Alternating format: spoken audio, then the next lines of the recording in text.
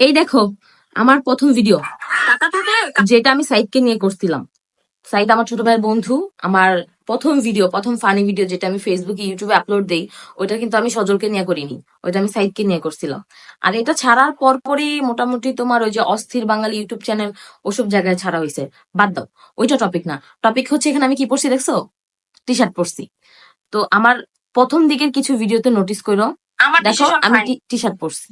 এখন সমস্যা হলো, কিছু মানুষ এখন হুট করে আইসে আমি যদি কখনো টি শার্ট পরি বলে কি, এই যে সেলিব্রিটি হয়ে গেছে না, এখন ড্রেসের ধরন চেঞ্জ হয়ে যাবে।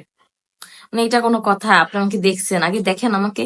আমার 1 বছরের পরে হিস্টোরি গাইটা পরে কিছু বলেন যে 1 বছর একরকম ছিল এখন চেঞ্জ হয়ে গেছো।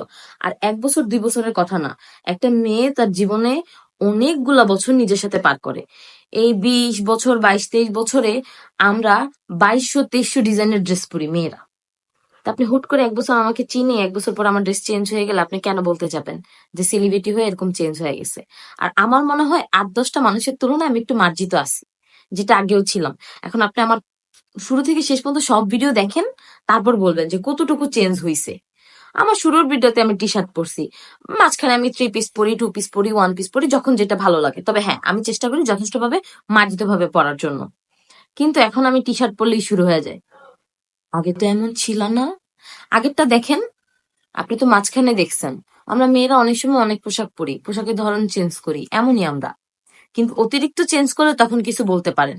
পুরাটা না জেনে হুট করে একটা কথা বলে দিছেন, সবাই কি আপনাদের হুট করে কথা হজম করবে নাকি? আজাইরা কথাবার্তা। হুম। আমি যদি এমন হইতাম তাহলে গায়ে মাখতাম না, আচ্ছা ঠিক আছে বলছে বাদ দেই, ঠিকই তো বলছে। কিন্তু না ভাই, আমার জীবনে প্রথম ভিডিও আমি টি শার্ট পরে করলাম। আর এখন আমি টি শার্ট পরলে আমার শুনতে হয় সেলিব্রিটি হইয়া গেছো তো, আন্ডার সেলিব্রিটি হইয়া গেছি তো।